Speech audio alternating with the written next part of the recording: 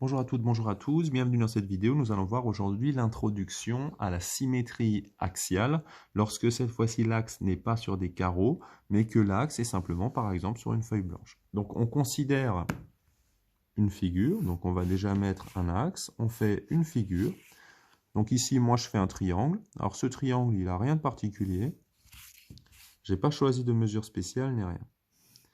Si vous avez regardé l'ensemble de mes vidéos précédentes sur les symétries, vous allez voir que toujours, je disais, on compte perpendiculairement à l'axe. Donc ici, naturellement, vous avez votre axe qui est ici. Alors, on ne va pas compter perpendiculairement à l'axe, mais on va mesurer perpendiculairement à l'axe. Donc ici, quand on va procéder à la symétrie, on va toujours procéder en plusieurs étapes. 1, je mets mon équerre sur l'axe. 2, je glisse jusqu'au point qui m'intéresse. 3, je trace la perpendiculaire, je prolonge,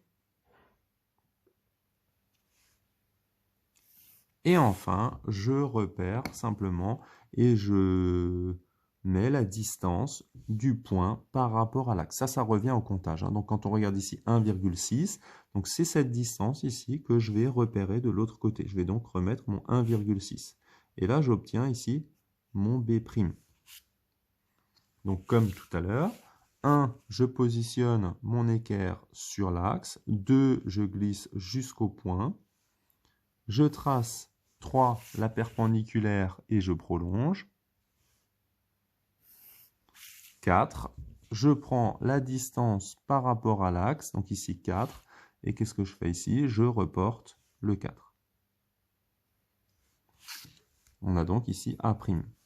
Alors évidemment, comme toujours, on va éviter peut-être, par exemple ici, quand on regarde la perpendiculaire à l'axe, quand on regarde, on a un faible support ici, toujours essayer de faire en sorte que l'équerre soit positionnée sur l'axe, de sorte à ce qu'elle touche au maximum l'axe. Donc choisir le côté en conséquence. Donc qu'est-ce que j'ai ici? Je me positionne sur l'axe, donc 1. 2, je trace la perpendiculaire, je prolonge. Et ensuite, qu'est-ce que je fais? Eh bien, moi, je vais simplement reporter la longueur. Alors, pour reporter la longueur, vous avez une astuce. Plutôt que de mesurer, vous avez le droit ici, évidemment, de prendre votre compas, de prendre la mesure au compas et de simplement la reporter de l'autre côté. Ça vous permet d'éviter les erreurs de mesure. Et maintenant, vous avez C'. Si A est relié à B et relié à C, naturellement, qu'est-ce que vous pouvez faire? Vous reliez A', à B', à C'.